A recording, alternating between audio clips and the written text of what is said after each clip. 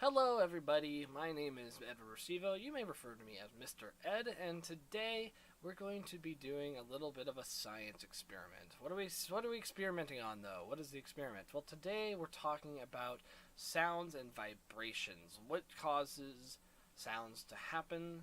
Also, what causes vibrations to happen? And how the two are interconnected. So, let's start off first by discussing what vibrations are. What are vibrations? Just to start off, we'll show you something that is a vibrating object. Take, for example, this water glass that I have here. When I take this water glass and I strike it with something, say such as a wooden chopstick,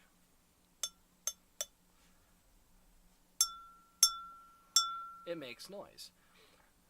Why is it making that noise? Well, when I strike the glass with this chopstick, it causes the glass to vibrate at the point where the stick hits the glass. A vibration basically means really rapid back and forth movement that's happening at an almost unseeable level, though there are ways we can see it. So on a glass, you may not see it because glass is very hard and doesn't shake very well. Whereas if you have something like, say, you take your mouth and you can make that raspberry noise everyone loves to make. You do that, your lips are vibrating to create that sound. So you can play around with that, and that is a way vibration creates sound. It's when we use our lips, or as we see with this glass, when you tap a glass with something solid. So think for a second. What are some things you think would make vibrating sounds, and what things you have in your house that you can do this kind of experiment with? Sticking with the glass here, the sound that the glass makes can actually be changed depending on a couple things. So what do you think will happen if I take this stick and strike the glass with my hand around the glass? So this is it without the hand. This is what it sounds like with the hand. It's a totally new sound. It's not nearly as loud or ringy. It's now kind of this muted sound. Why do you think that is? Well, after you think about it for a sec, the reason why that changes is that sound is created through the vibrations, and the amount of vibration that the whole glass feels is what creates the sound. When I hit it when I'm not touching it, the entire glass is getting a chance to vibrate. But when I have my hand wrapped around it, I am covering up some of that area on the glass that would be used to vibrate, thus creating less area for the vibration to occur on, making the sound less. It doesn't vibrate quite as much. Another thing that'll alter the sound of something like a glass, for example, is if there's something inside of it. So I'm going to take this glass here. Right now, this is what it sounds like when you have it with empty. When it's empty, there's nothing in it. Pretty strong sound. Now, if I take some water, and now I have the glass at about a third of the way full. What does it sound like now? The sound has changed. It's still vibrating almost as much as it was, but because there's now a liquid medium on the inside, it is creating a new sound. The pitch of the vibration has dropped because there is now something inside the glass absorbing a little bit of that vibration, causing the pitch to change. And this works for any level of liquid in the glass. Right now it's about a third full. If I take about half of that liquid out of it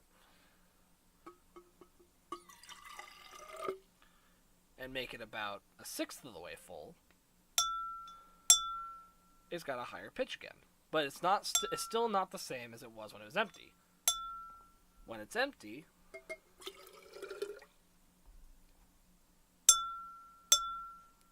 it's a little higher. It's a little closer. So the amount of liquid in the glass will change how much it vibrates and how much of a pitch you get out of the glass. Now, what else will change the vibration is what you strike the glass with. Now, I'm using a chopstick here in my right hand, and that's what's creating this sound. Now, I have a metal fork here. Now, I don't recommend hitting things really hard with this because you could break things like glass, but if you just lightly tap it, it's a much, much brighter sound. What you strike the glass with can change the way the glass vibrates. So that's something you can experiment with. Try different things. Always make sure you are tapping. You never want to hit things really hard. That's how you break them. And that's a glass for you. Now we have another container that we can do this with that's a little different. And it's this container. It's a metal water bottle. Right now it's got some liquid in it. I'm going to pour that out because we're going to play with that experiment too. But first let's start with it just empty. So when this is empty, you'll notice it vibrates a lot differently than the glass did.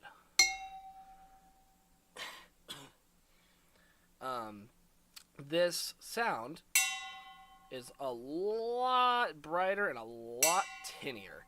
It's almost sharper sounding, depending on where you strike it. If you hit the side, it's a little more abrasive and wide, while if you hit the top, it's a little mellower.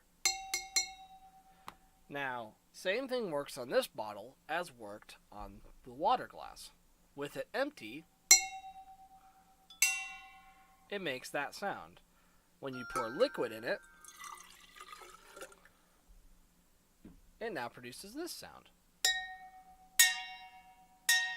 It's a little deeper, just like on the water glass. So, metal versus glass will make a different kind of vibration, but they're both made the same way. By striking it with an object, you can create different types of vibrations. And it'll create new sounds. A couple other things that can make sound as well, outside of things like glasses and bottles of the likes, are things like another thing you could find at home. So this is just a container of breadcrumbs. Nothing fancy, it's just a fairly generic container of breadcrumbs. But what's cool about this is that it makes sound in a different way.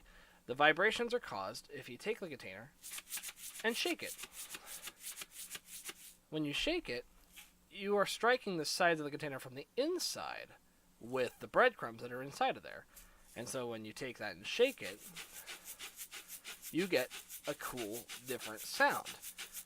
That's how you can make homemade maracas or homemade shakers if you want to shake along with some of your favorite music. And depending on how much is in there, it'll change the way that sounds.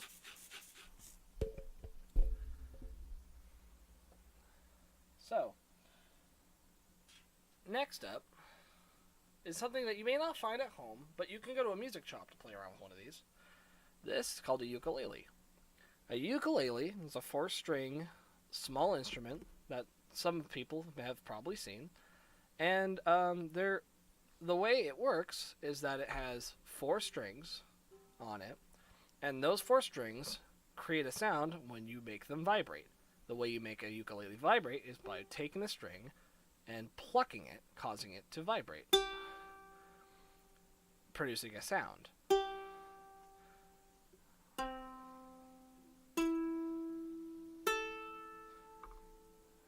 And if you look real close here, I'll bring this up here to you, you can see when I play this string, you can see the string vibrate when you pull on it like that, creating the sound. Now, just like on the glass, there's a way you can make the sounds change. What do you think happens if I take this string here, that my thumb is on, and I take my finger over here and I press down on the string in between any of these points? What do you think will happen?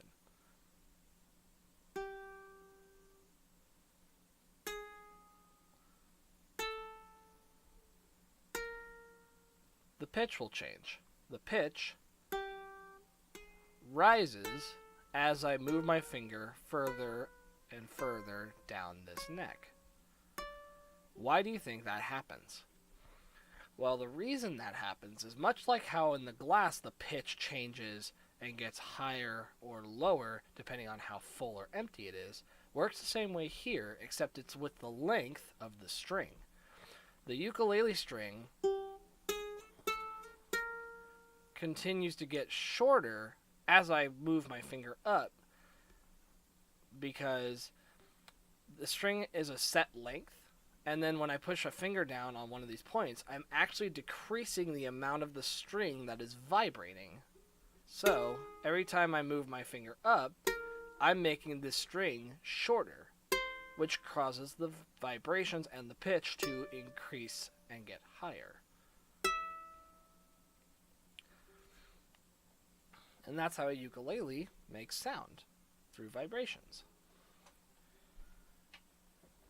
One last goodie for you, and this is again another thing you might find in a music shop, but you may not find around the house. I would actually be surprised if you could.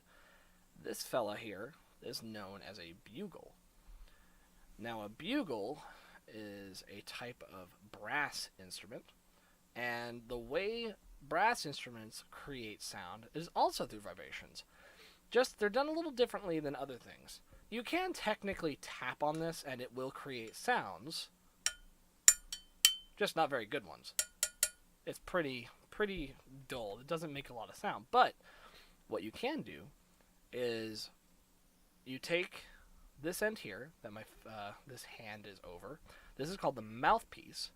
And remember how at the beginning of this little lesson we talked about making that raspberry sound with our lips, that thing that we all love to do?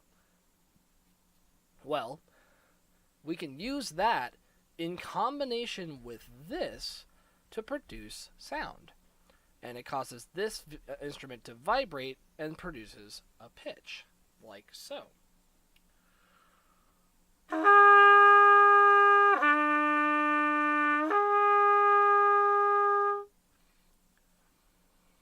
By using my lips on the mouthpiece and creating that raspberry sound into the mouthpiece, I was able to produce a pretty generic sound on the bugle. And that sound you're hearing is the vibration of your lips traveling through the entire instrument and then coming out of the bell on the other side. And that's how bugles work.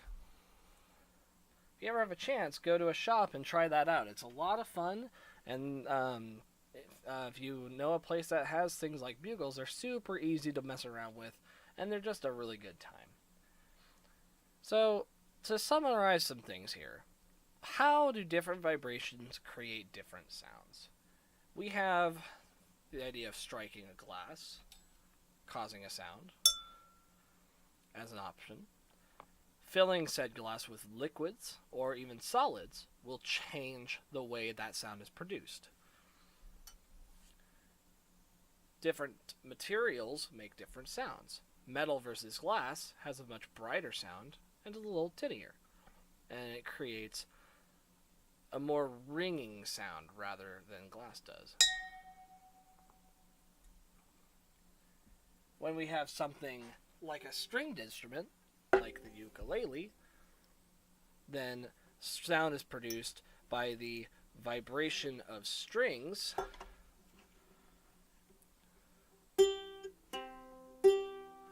and that sound is changed when you shorten the length of said strings.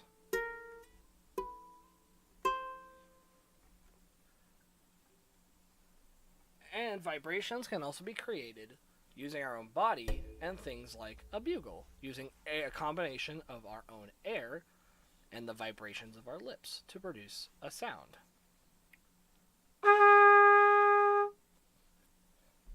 Now, these aren't the only ways you can make sounds using vibrations, but these are just some of the simpler ones that I can come up with to show you in this short little video about how to produce these kinds of sounds. And so, a lot of these things you can do at home. So play around with some ideas. You can use water bottles, you can use plastic containers, you can use glass, you can use metal pots and pans if you want.